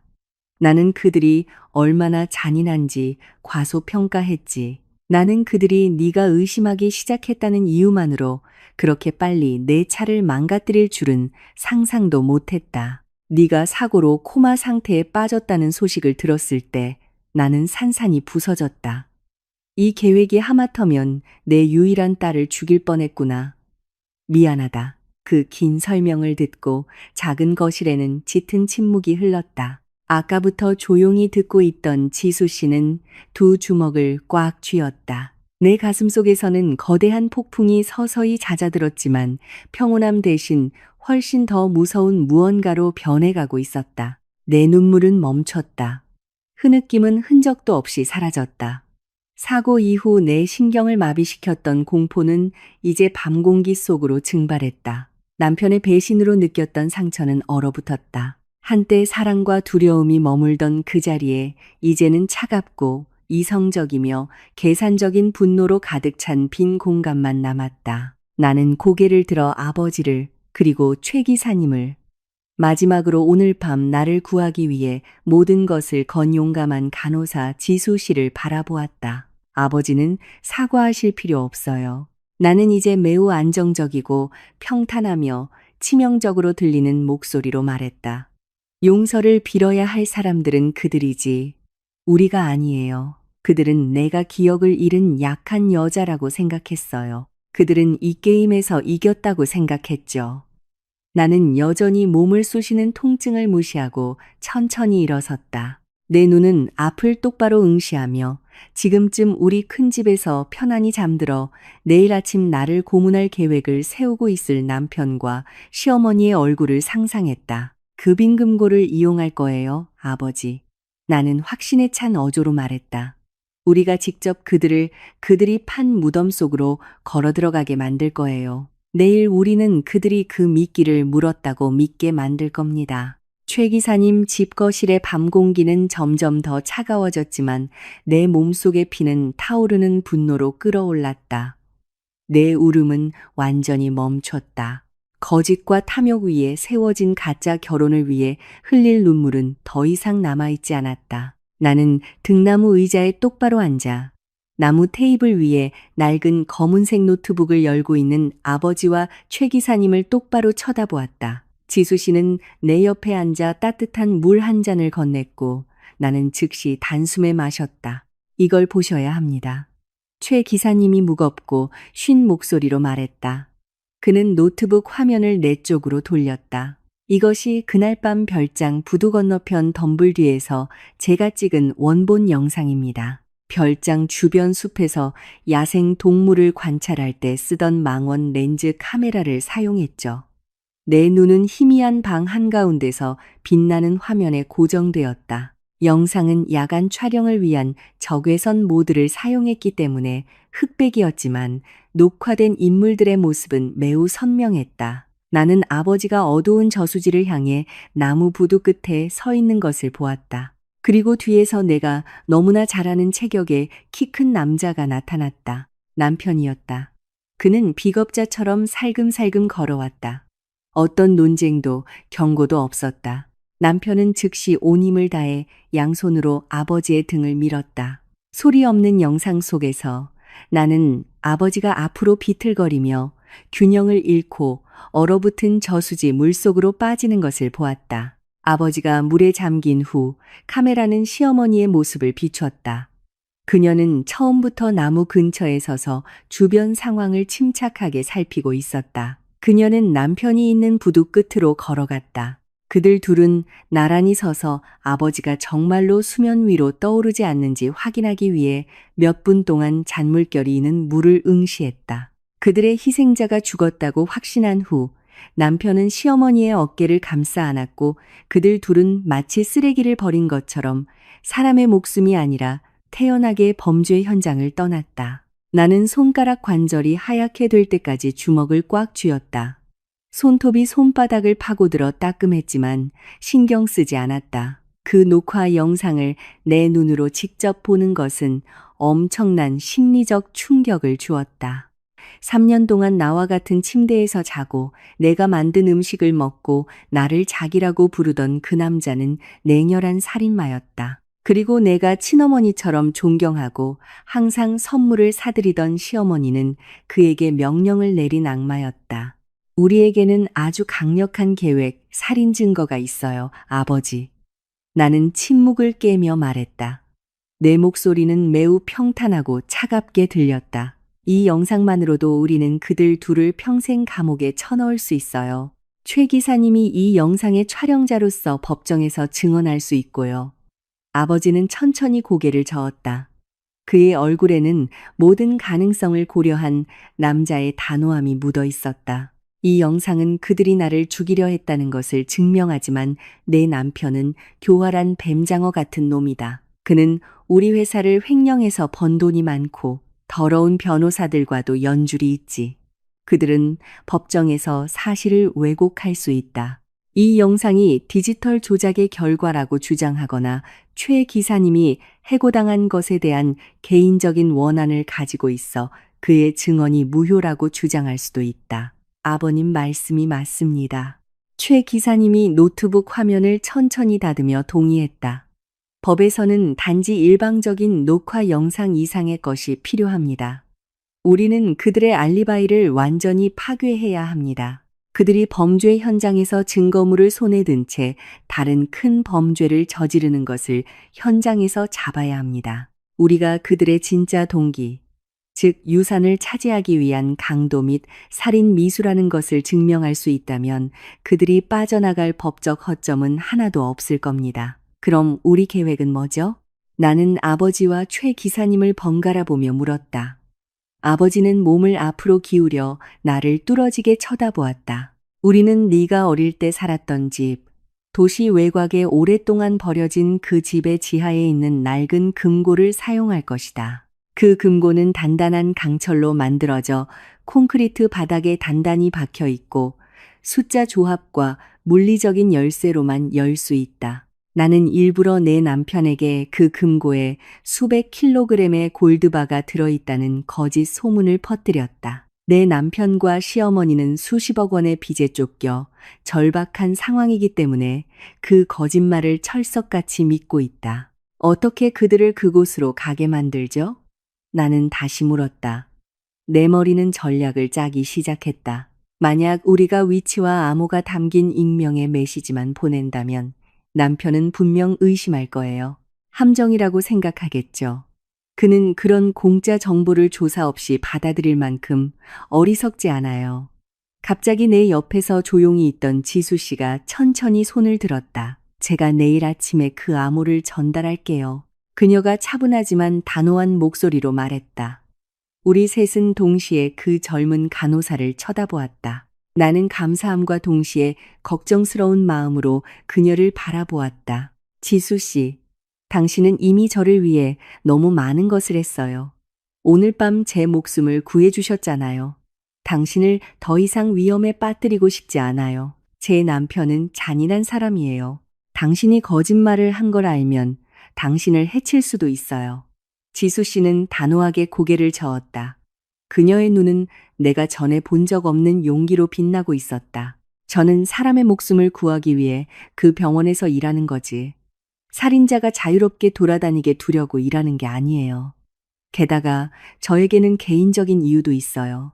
제 언니가 남편에게 가정폭력을 당하다가 사망했는데 그 쓰레기는 우리가 증거가 없는 가난한 사람들이라는 이유로 법망을 빠져나갔어요. 저는 약한 여자를 억압하는 사람들을 증오해요. 저는 이미 이 게임에 들어왔고 끝까지 갈 거예요. 병원에서 제 위치는 아직 의심받지 않고 있어요. 그들은 저를 그저 당신을 돌보던 평범한 간호사로 생각할 거예요. 그럼 어떻게 그들이 의심하지 않게 메시지를 전달할 거죠? 최 기사님이 지수 씨의 용기에 흥미를 보이며 물었다. 아버지는 일어나 방구석에 있는 나무 선반으로 걸어갔다. 그는 낡은 가죽 표지에 작은 노트를 가져와 테이블 위에 놓았다. 나는 그 노트를 알아보았다. 그것은 내가 10대 시절에 쓴 오래된 일기장이었고 아버지가 옮기기 전까지 별장에 보관되어 있었다. 우리는 이 책을 우리의 마지막 미끼로 사용할 것이다. 아버지가 책의 중간 부분에 있는 빈 페이지를 펴며 말했다. 아버지는 펜을 들고 내 필체를 완벽하게 흉내내기 시작했다. 그는 정신이 혼미하고 혼란스러운 사람이 쓴 것처럼 보이는 몇 문장을 썼다. 그 문장 끝에 아버지는 우리 낡은 집 주소와 비밀 숫자 조합을 적었다. 나는 테이블 건너편에서 아버지가 쓴 글을 읽었다. 머리가 아프다. 아빠 어디 있어요? 저수지에서 아빠를 찾아야 해. 아빠가 우리 낡은 집, 목련길 8번지에 금이 있다고 했어. 조합은 4, 1, 1, 8. 그것만 기억나. 지금 당장 아빠를 따라가야 해. 정말 기발해요. 나는 아버지의 의도를 깨닫고 속삭였다. 그들은 내가 기억 상실증에 걸렸고 머리에 받은 충격으로 기억이 뒤죽박죽이라고 믿고 있어요. 이 글을 읽으면 그들은 이게 함정이라고 의심하지 않을 거예요. 그들은 내 잠재의식이 도망치기 전에 종이 위에 금의 비밀을 누설했다고 생각할 거예요. 정확해. 아버지가 지수 씨에게 일기장을 건네며 대답했다. 내일 아셔침 내가 아침 근무를 위해 다시 출근할 때 병원은 분명 환자가 사라져서 발칵 뒤집힐 것이다. 내 남편과 시어머니는 분명 분노에 차서 올 테지. 그때 네가 이 책을 건네야 한다. 최대한 겁에 질린 척해라. 어젯밤 하은이가 사라지기 전에 히스테릭하게 울면서 이 책을 내게 맡겼다고 말해라. 그녀가 죽은 아버지를 따라 저수지로 가고 싶다고 계속 헛소리를 했다고 말해. 지수 씨는 조심스럽게 일기장을 받고 단호하게 고개를 끄덕였다. 알겠습니다. 저는 그들이 며느리가 기억상실증으로 미쳐서 목적 없이 저수지 쪽으로 헤매고 있다고 100% 믿게 만들 거예요. 그들은 미친 환자를 완전히 얕볼 것이고 이 책에 있는 금고 암호에만 집중하게 될 겁니다. 그리고 그들이 내일 밤 그 가짜 금을 가지러 낡은 집 지하로 들어갈 때 최 기사님이 날카롭게 미소 지었다. 그의 눈이 기대감으로 번뜩였다. 우리는 내가 믿을 수 있는 수십 명의 경찰들과 함께 그곳에서 기다리고 있을 겁니다. 오늘 밤은 쉬도록 하죠. 내일은 진정한 복수의 날이 될 겁니다. 나는 등나무 의자에 다시 몸을 기댔다. 피로가 육체를 덮쳐왔지만 정신은 매우 맑고 날카로웠다. 내 마음에는 더 이상 의심이 없었다. 남편과 시어머니는 내가 흘린 모든 눈물, 내 온몸의 모든 상처, 그리고 그들이 우리 가족에게 남긴 모든 고통에 대해 값을 치르게 될 것이다. 함정은 깔끔하게 준비되었고 이제 우리는 탐욕스러운 쥐들이 기쁨에 차서 그 안으로 들어오기만을 기다리면 되었다. 아침 햇살이 최 기사님 집의 나무 창문 틈새로 스며들어 거실에 있는 우리 네 사람을 감싼 긴장감과는 대조적인 따뜻함을 가져왔다. 새벽부터 우리는 아무도 눈을 붙이지 못했다. 지수 씨는 아침 6시부터 다시 병원으로 출근했고 마치 지난밤에 아무 일도 없었던 것처럼 깔끔한 간호사복을 입고 있었다. 그녀가 떠나기 전 최 기사님은 지수 씨의 간호사복 옷깃 뒤에 아주 작은 도청 장치를 부착했다. 그 장치는 지금 내 앞 테이블 위에 놓인 검은 상자 모양의 무선 신호 수신기와 직접 연결되어 있었다. 나는 조용히 앉아 그 검은 상자를 뚫어지게 쳐다보았다. 아버지는 내 오른쪽에 앉아 있었고 최 기사님은 문틀에 기대어 블랙커피 한 잔을 들고 서 있었다. 심장이 그 장치에서 나올 소리를 기다리며 세차게 뛰었다. 우리는 병원의 상황을 실시간으로 감시하고 있었다. 정확히 아침 9시 검은 상자에서 나던 잡음이 갑자기 매우 선명한 소란스러운 소리로 바뀌었다. 나는 즉시 몸을 앞으로 기울이며 숨을 참았다. 어떻게 제 아내가 중환자실에서 사라질 수가 있습니까? 당신들 모두 눈뜬 장님이에요? 남편의 고함 소리가 병원 복도에 울려 퍼졌다. 그의 목소리를 듣는 것만으로도 속이 메스꺼웠다. 그의 목소리 톤은 끓어오르는 분노로 가득했다. 아내의 안전을 걱정하는 남편의 분노가 아니라 금고 열쇠를 잃어버린 강도의 공황 상태였다. 진정하십시오, 사장님. 저희가 CCTV 녹화 영상을 확인하고 있고 경찰에도 연락했습니다. 환자분께서는 아마도 새벽에 간호사 교대 시간에 혼자 걸어 나가신 것 같습니다. 당직 의사나 병원 보안 책임자로 보이는 남자의 목소리가 들렸다. 진정하라니 무슨 소리요? 제 며느리는 심각한 기억상실증에 머리도 다쳤다고요. 만약 걔한테 무슨 일이라도 생기면 이 병원을 파산할 때까지 소송 걸 줄 아세요. 이번에는 시어머니의 날카로운 목소리가 들렸다. 그녀의 거짓말은 너무나 터무니없어서 씁쓸한 웃음이 나올 뻔했다. 불과 몇 시간 전만 해도 내 생명 유지 장치를 뽑자고 제안했던 그 여자가 이제는 걱정하는 척 소리치고 있었다. 소란은 계속되었다. 왔다 갔다 하는 발소리와 남편의 분노를 진정시키려는 병원 직원들의 목소리가 들렸다. 바로 이때였다. 나는 소란의 근원지로 다가가는 발소리를 듣고 아버지의 손을 꽉 쥐었다. 분명 지수 씨일 것이다. 저기, 죄송합니다. 사장님, 사모님. 도청기를 통해 지수 씨의 목소리가 들렸다. 그녀의 목소리는 심하게 떨렸고 매우 겁에 질리고 망설이는 듯 했다. 그 젊은 간호사의 연기력은 칭찬할 만했다. 만약 이 모든 것이 계획된 것이라는 걸 몰랐다면 나는 지수 씨가 정말로 반쯤 죽을 만큼 겁에 질렸다고 생각했을 것이다. 무슨 일이야? 당신은 누군데? 남편이 거칠게 쏘아붙였다. 저는 간호사 지수입니다, 사장님. 어젯밤 사모님을 간호했던 사람입니다. 지수 씨가 거의 쥐소리처럼 작은 목소리로 대답했다. 환자분께서 새벽에 방에서 사라지시기 전에 저를 부르셨어요. 아주 히스테릭하게 우시고 정신이 혼미하셨고 눈빛이 아주 텅 비어 있었어요. 분위기가 갑자기 조용해졌다. 나는 남편과 시어머니가 모든 주의를 지수 씨에게 집중하는 모습을 상상할 수 있었다. 그 여자가 뭐라고 했는데? 빨리 말해. 남편이 조급하게 명령했다. 계속 아버님에 대해 헛소리를 하셨어요. 사장님, 머리가 너무 아프고 저수지에서 아버님을 빨리 찾아야 한다고요. 그리고 이 책을 저에게 맡기셨어요. 부서진 기억 속에 남은 것은 이 책과 아버님뿐이라며 보관해달라고 하셨어요. 그 후에 저는 진정제를 가지러 나갔고 돌아왔을 때 병실은 이미 비어 있었습니다. 종이와 가죽 표지가 손에서 손으로 옮겨지는 소리가 들렸다. 남편은 분명 지수 씨의 손에서 강제로 일기장을 빼앗았을 것이다. 나는 숨을 참으며 남편이 탐욕스럽게 내 낡은 일기장의 페이지를 한 장 한 장 넘기는 모습을 상상했다. 영원처럼 느껴지는 몇 초간의 침묵이 흘렀다. 그리고 나는 남편의 거친 숨소리를 들었다. 어머니, 이거 보세요. 남편이 조용히 속삭였다. 그의 목소리는 이제 매우 달랐다. 더 이상 분노는 없었다. 억눌린 기쁨의 떨림만이 있었다. 그게 뭔데, 민준아? 그 미친 여자가 뭘 썼는데? 시어머니가 탐욕스러운 속삭임으로 대답했다. 여기 있어. 걔가 적었어. 충격으로 망가진 잠재의식 속에서 금고 위치랑 비밀번호를 적어놨어. 목련길 8번지. 그건 시 외곽에 오랫동안 방치된 걔네 가족 낡은 집이야. 이게 조합 숫자고. 남편이 승리에 찬 목소리로 쉔내거렸다. 시어머니의 작은 웃음소리가 들렸다. 매우 사악하고 경멸적인 웃음이었다.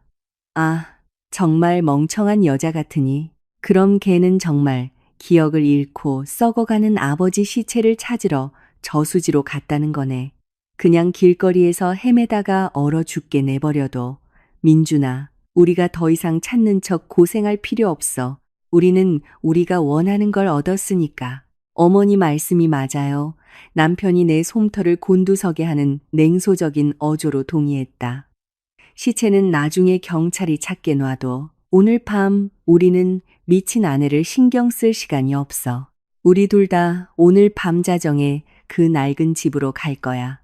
짐칸이 덮인 트럭을 가지고 다른 사람이 알기 전에 그 모든 금을 옮기는 거지.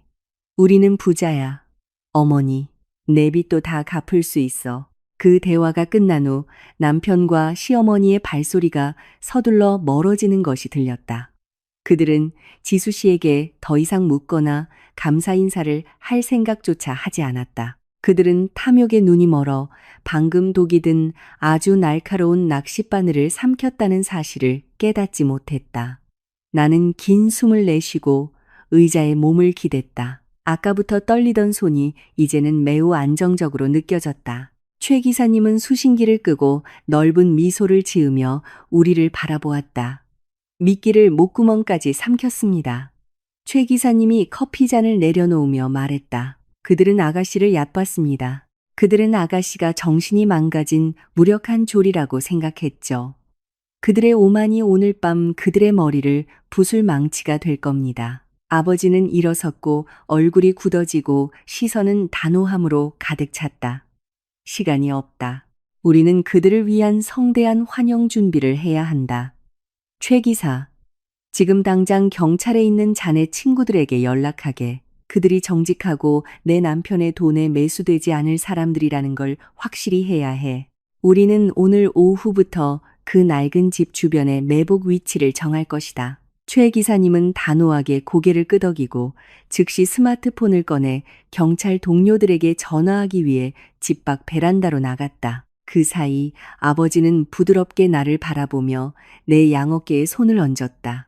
이걸 감당할 준비가 됐니, 딸아? 너는 오늘 밤 우리 둘을 죽이려 했던 남자와 직접 마주하게 될 것이다. 만약 네가 육체적으로나 정신적으로 아직 힘들다고 느끼면 여기에 머물고 경찰이 처리하게 해도 된다. 나는 아버지의 눈을 똑바로 쳐다보았다. 내 안에는 조금의 망설임도 없었다. 저는 거기에 있어야 해요, 아버지. 저는 남편과 시어머니가 그 빈 금고를 열었을 때에 얼굴을 봐야 해요. 저는 차가운 수갑이 그들의 손목을 채우기 전에 그들이 보는 마지막 존재가 되고 싶어요. 저는 더 이상 그들이 속일 수 있는 순진한 여자가 아니에요. 그날 오후 우리 셋은 렌터카를 타고 목련길에 있는 할아버지께서 남기신 낡은 집으로 향했다. 그곳으로 가는 길은 꽤 한적했고 양옆으로는 키 큰 잡초가 무성했다. 집은 벽에 페인트가 벗겨지고 마당은 잡초로 가득했지만 굳건히 서 있었다.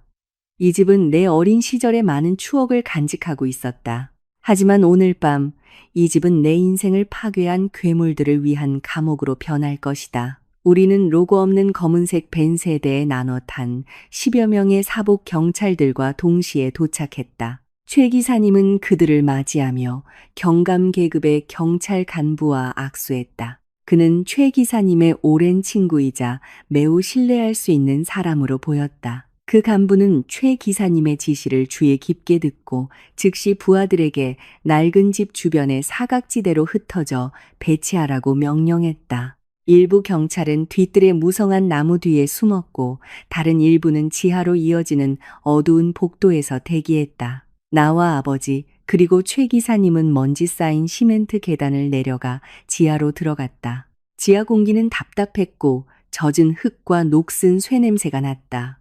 희미한 빛만 들어오는 지하 공간 끝에는 콘크리트 벽에 직접 박혀 있는 거대한 강철 금고가 있었다. 금고 문은 튼튼하고 무거워 보였고 회전식 다이얼 숫자 조합과 복잡한 기계식 열쇠 구멍이 달려 있었다. 이것은 진짜 금고였다. 할아버지께서는 중요한 문서와 가족 보석을 보관하기 위해 사용하셨지만 아버지께서 모든 것을 은행으로 옮긴 후로는 비어 있었다. 이 금고는 10수년 동안 텅 비어 있었다. 아버지는 금고로 다가가 셔츠 주머니에서 두꺼운 흰 종이 한 장과 검은색 마커를 꺼냈다. 크고 굵은 글씨체로 아버지는 짧은 문장 하나를 썼다. 그 후 그는 숫자 조합을 돌리고 무거운 강철 문을 열어 금고 안 빈 공간 한가운데에 그 종이를 놓았다. 그는 다시 문을 닫고 숫자 다이얼을 돌려 단단히 잠갔다. 모든 준비는 끝났다. 아버지가 결론적인 어조로 말했다.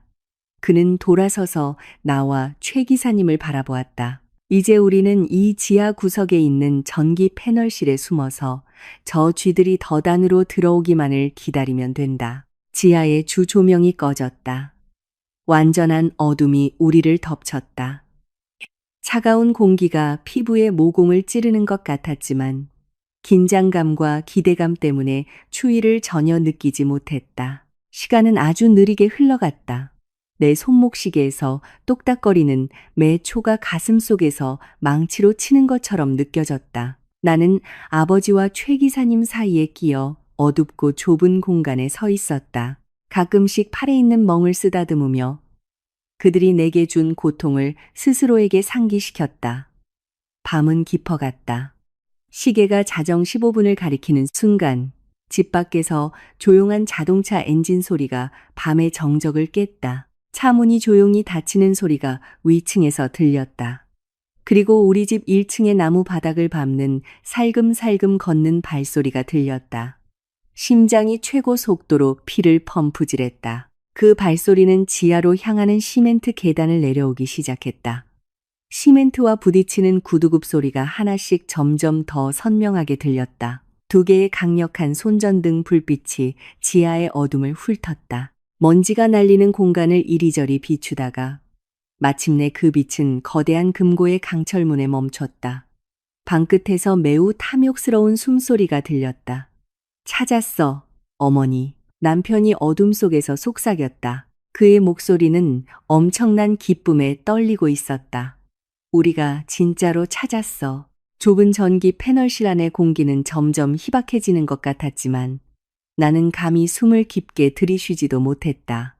아버지는 내 오른쪽에 굳건히 서 있었다. 그의 어깨가 내 어깨에 닿으며 소리 없이 힘을 실어주었다. 내 왼쪽에서는 최 기사님이 지하의 주 조명 스위치를 단단하고 준비된 손으로 쥐고 있었다. 우리 셋은 칠흑 같은 어둠 속에 서 있었다. 밖을 엿보기 위해 살짝 열린 나무 문의 작은 틈만이 우리를 분리하고 있었다. 발소리는 점점 더 가까워졌다. 지하의 시멘트 바닥과 부딪히는 구두굽 소리가 축축한 벽에 반사되어 울려 퍼졌다. 두 개의 큰 손전등에서 나온 빛이 방을 훑으며 밤 공기 중에 떠다니는 먼지를 갈랐다. 그 빛은 마침내 방 끝에 단단히 박혀있는 거대한 강철 금고 문에 멈췄다. 찾았어, 어머니. 남편이 속삭였다. 그의 목소리는 지하의 정적 속에서 매우 선명하게 들렸다. 그의 말투는 두려움 때문이 아니라 더 이상 숨길 수 없는 기쁨과 탐욕의 물결 때문에 심하게 떨리고 있었다. 우리가 정말로 찾았어. 그 멍청한 늙은이가 거짓말을 한 게 아니었어. 누가 밖에서 우리 손전등 불빛을 보기 전에 빨리 열어 시어머니가 조급함이 가득한 붕대거리는 목소리로 대꾸했다. 조합 숫자가 뭐였지? 틀리게 돌리지 않도록 해. 이 금고가 자동으로 잠기는 건 원치 않아. 4, 1, 1, 8. 남편이 자신감 넘치게 대답했다. 내 미친 아내가 일기장의 숫자를 아주 선명하게 적어놨지. 그녀의 망가진 뇌가 오히려 우리 모든 재정 문제의 탈출구를 제공해 줄 누가 알았겠어. 이 모든 금을 가져간 후에 나는 내 모든 도박 빚을 갚고 우리는 평온하게 살 수 있을 거야.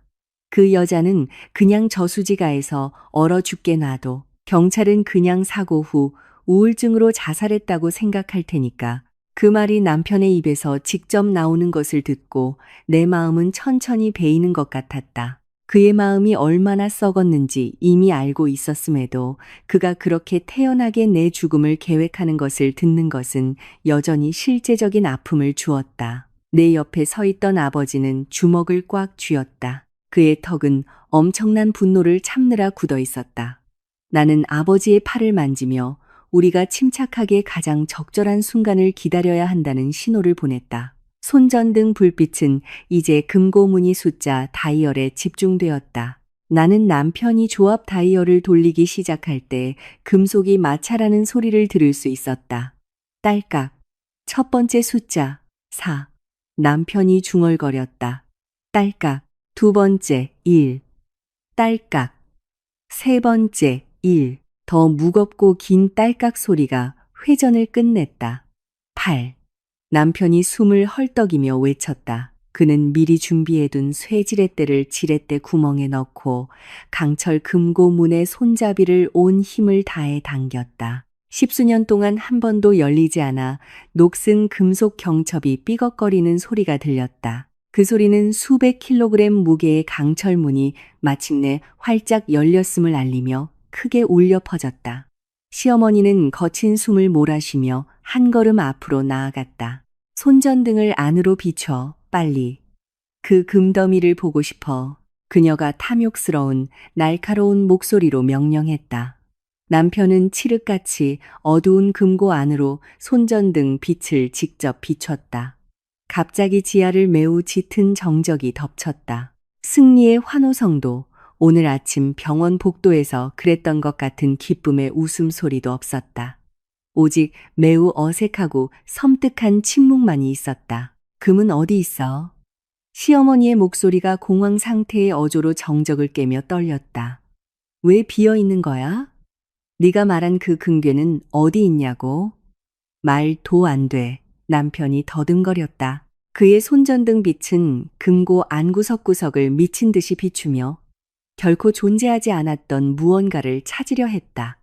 분명 안에 다른 비밀 공간이 있을 거야. 아니면 그 여자가 금고 위치를 잘못 적었거나. 하지만 이게 그 금고잖아. 왜 안이 텅 비어 있는 거지? 금고 바닥에 저건 뭐야? 저 종이 가져와. 시어머니가 오늘 오후 아버지께서 남겨두신 두꺼운 흰 종이를 가리키며 소리쳤다. 남편의 손은 금고 안으로 몸을 뻗어 그 종이를 집을 때 심하게 떨리는 것이 보였다. 그는 종이 위에 손전등을 비추고 거기에 적힌 굵은 글씨를 읽었다.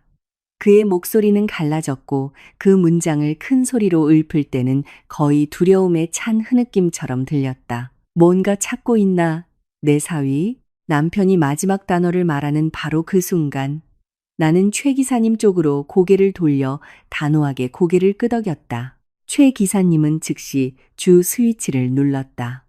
순식간에 경찰이 지하 천장에 설치해둔 4개의 고출력 조명이 동시에 켜졌다. 눈을 멀게 할 정도로 밝은 흰빛이 지하의 모든 어둠을 남김없이 지워버렸다.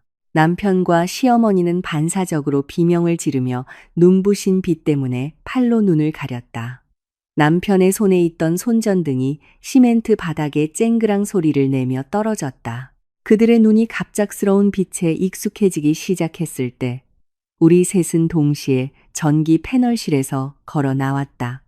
내가 가장 앞에서 걸었다. 내 발걸음은 차분하고 확고했으며 조금의 망설임도 없었다. 나는 그들 앞에서 정확히 5걸음 떨어진 곳에 멈춰서서 얼음처럼 차가운 시선으로 남편의 눈을 똑바로 쳐다보았다. 내 오른쪽에는 아버지가 위험 있는 자세로 굳건히 서 있었다. 내 왼쪽에는 최 기사님이 굳은 얼굴로 손에 큰 태블릿을 들고 서 있었다. 지하로 들어오는 계단 쪽에서는 지수 씨가 천천히 내려와 돌벽에 몸을 기대고 금고 앞에서 떨고 있는 2 사람을 향해 냉소적인 미소를 지었다. 남편의 얼굴은 종이처럼 창백했다.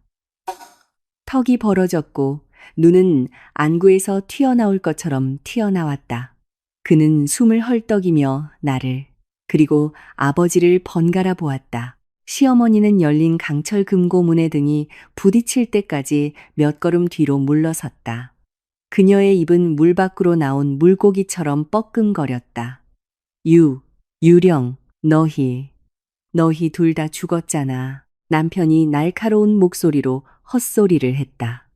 그의 다리가 풀려 먼지 쌓인 바닥에 주저앉았다. 그는 심하게 떨리는 손가락으로 아버지를 가리켰다. 내가 네가 물에 빠지는 걸 봤어. 내가 직접 밀었다고. 네가 살아있을 리가 없어. 아버지는 미소 지었다. 매우 끔찍하고 조금의 따뜻함도 없는 미소였다. 내 말이 맞다. 네가 나를 저수지에 밀었지. 안타깝게도 너는 내 일을 제대로 마무리하기에는 너무 비겁했어. 현장에서 도망치느라 너무 바빠서 내가 그날 죽지 않았다는 걸 깨닫지 못했지. 남편의 눈은 나를 향했다. 그의 얼굴에 비친 공포는 내게 엄청난 만족감을 주었다. 그리고 너는 기억상실이었잖아. 뇌가 망가졌다고. 그 간호사가 네가 아버지 시체를 찾으러 저수지로 도망쳤다고 했어. 나는 가슴 앞에 팔짱을 끼고 바닥에 웅크리고 있는 그 비참한 남자를 극심한 혐오감으로 쳐다보았다. 기억상실? 내가 정말 네가 내 차 브레이크를 망가뜨린 걸 잊었을 거라고 생각해? 네가 내 어머니랑 중환자실에서 언제 내 생명 유지 장치를 뽑을지 다투던 걸 내가 잊었을 거라고 생각해? 나는 다 들었어. 내 사랑하는 남편, 너희 둘 입에서 나온 모든 더러운 말을 다 들었다고. 나는 계단 쪽에서 조롱하듯 손을 흔드는 지수 씨를 가리켰다. 그리고 내가 말한 그 간호사, 그녀가 바로 내가 너희 소나귀에서 도망치도록 도와준 사람이야. 네가 그렇게 탐욕스럽게 읽었던 그 일기장은 우리가 너희 둘을 이곳으로 끌어들이기 위해 만든 미끼였을 뿐이라고. 시어머니가 갑자기 히스테릭하게 비명을 질렀다. 그녀는 아직 바닥에 앉아 있는 남편의 몸을 찾다. 이게 다 너 때문이야. 네가 이 계획이 완벽하다고 했잖아. 우리가 부자가 될 거라고 했잖아. 이제 봐. 우리가 이 계집애랑 걔 아버지한테 함정에 빠졌잖아. 닥쳐라. 이 탐욕스러운 늙은 여자야. 최 기사님이 쩌렁쩌렁한 바리톤 목소리로 소리치자 시어머니는 즉시 두려움에 입을 다물었다. 최 기사님은 앞으로 걸어 나와 손에 든 태블릿을 높이 들었다. 그는 재생 버튼을 눌렀고 저수지 사건이 있던 밤에 흑백 영상이 선명하게 재생되었다. 너희는 잘못된 사람을 해고했어. 너희는 나를 별장에서 쫓아내면 목격자 없이 내 주인을 죽일 수 있을 거라고 생각했지. 나는 덤불 뒤에서 모든 것을 봤다.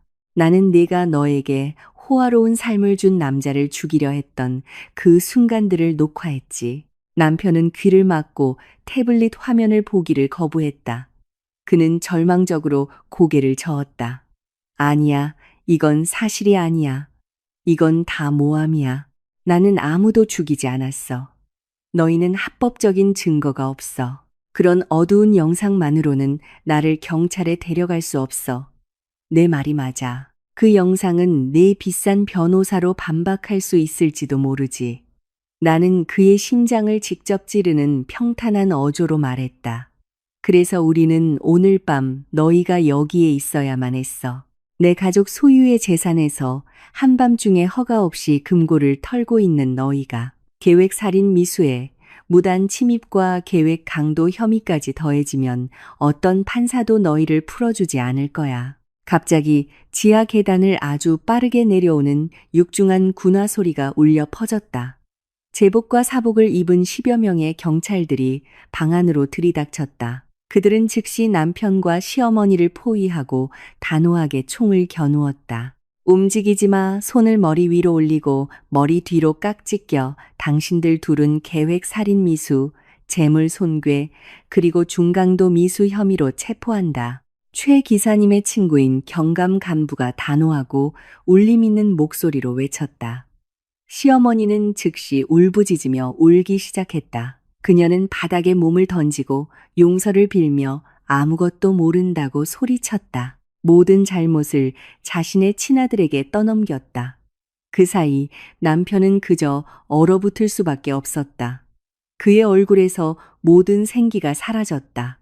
몸집이 큰 2명의 경찰이 남편의 몸을 강제로 일으켜 세우고 벽돌벽에 부딪히게 한 뒤 양손을 등 뒤로 매우 거칠게 수갑을 채웠다. 쇠수갑이 찰칵하는 소리는 지난 한 달 동안 내가 들었던 가장 아름다운 소리였다. 경찰이 남편을 내가 서 있는 곳을 지나 끌고 갈 때 남편은 고개를 들어 나를 쳐다보았다. 그의 눈은 절망과 엄청난 공포의 눈물로 가득했다.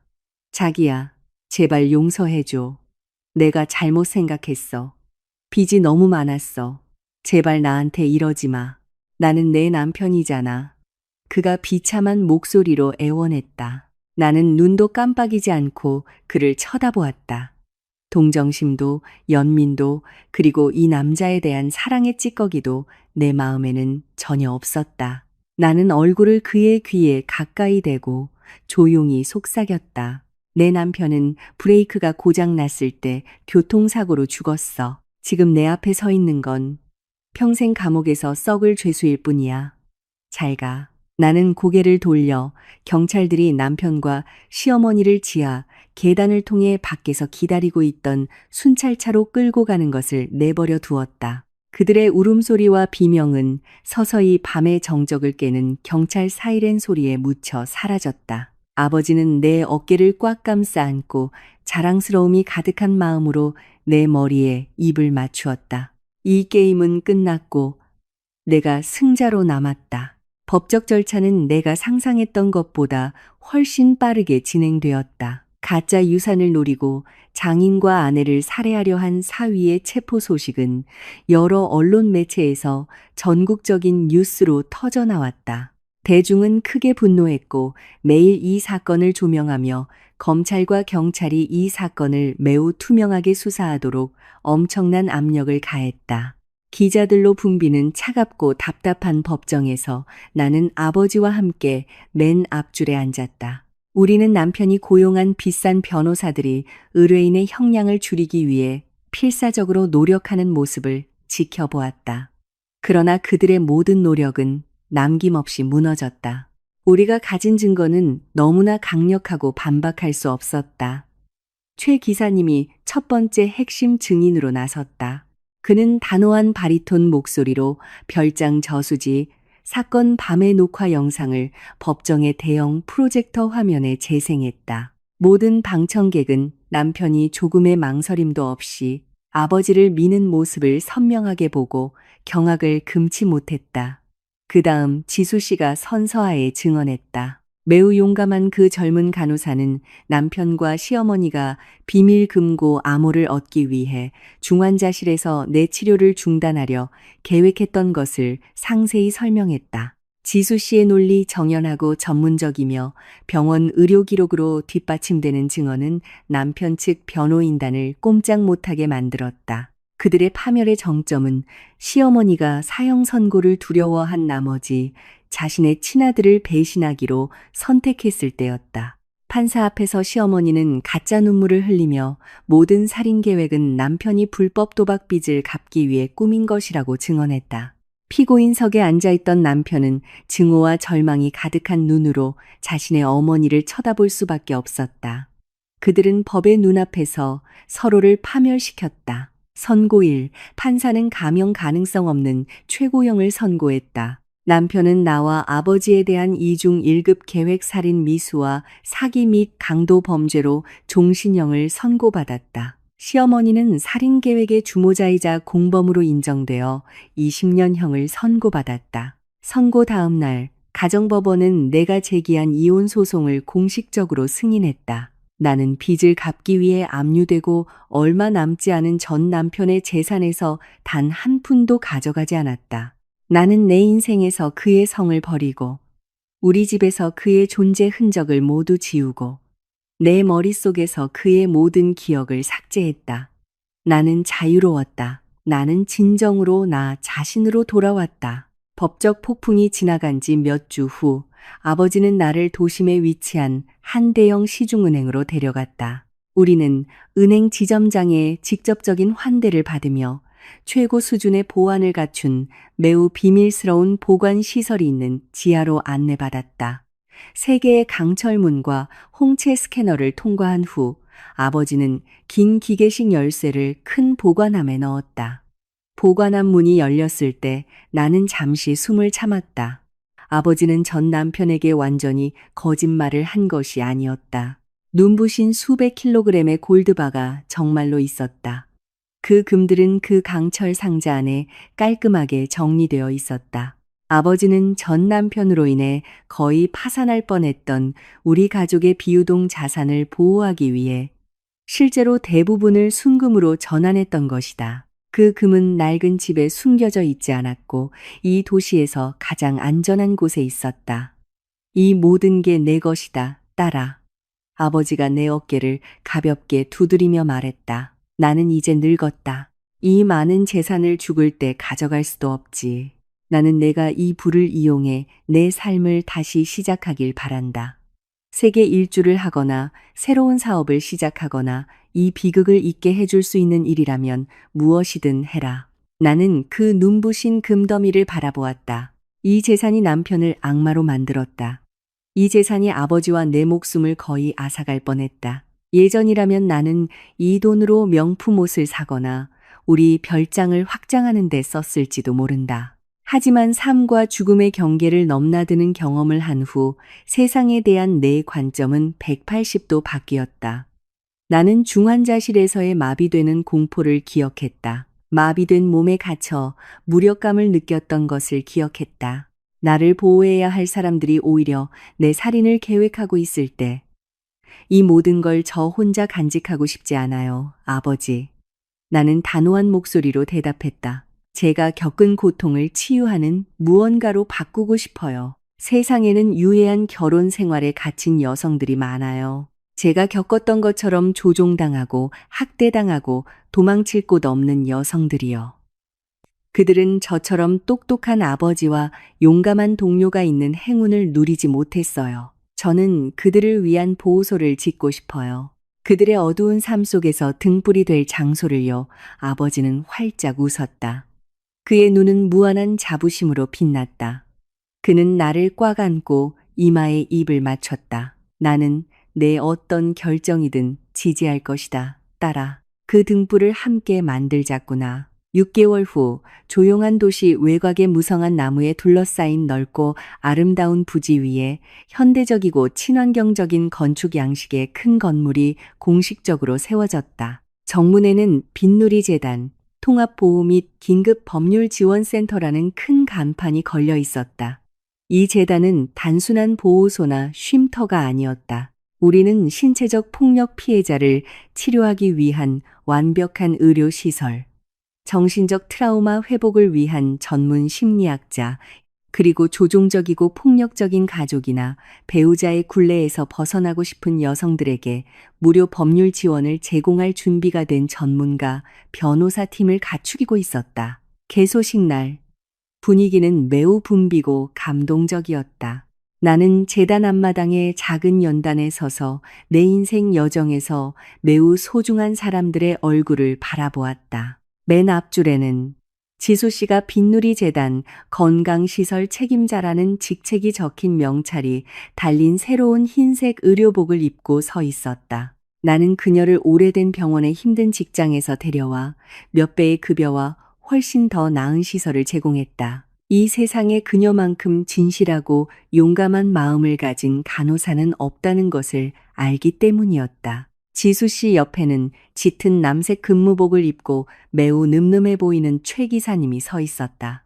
그는 이제 빈누리 재단의 운영 및 보안 책임자를 맡고 있었다. 그 전직 형사가 보안팀을 이끄는 한 어떤 위협이나 악당도 이 재단의 문을 뚫을 수 없을 것이다. 그리고 물론 아버지는 귀빈석에 앉아 아침부터 얼굴에서 사라지지 않는 자랑스러운 미소로 나를 바라보고 있었다.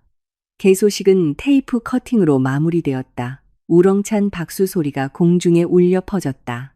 행사가 끝난 후 나는 깨끗하고 밝은 재단 건물의 복도를 거닐었다. 끔찍한 가정 상황에서 막 구조된 몇몇 여성들이 정원에 앉아 수줍게 미소 지으며 햇볕을 즐기는 것을 보았다. 다시 삶의 희망을 찾아가는 그들의 얼굴을 보니 내 과거의 모든 피로와 트라우마가 그만한 가치가 있었다고 느껴졌다. 나는 재단 뒤편 테라스로 나가 만개한 꽃밭을 바라보았다. 부드러운 저녁바람이 얼굴을 스치며 마음을 진정시키는 제스민 향기를 가져왔다. 나는 더 이상 거짓 약속에 쉽게 속는 약하고 순진한 아내가 아니었다.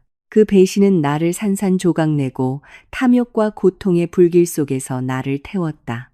그러나 활활 타오르는 용광로에서 단련된 쇠 조각처럼 나는 재가 되어 타버리지 않았다. 나는 오히려 훨씬 더 강하고 더 날카로우며 다시는 부러지지 않을 강철 검으로 단련되었다.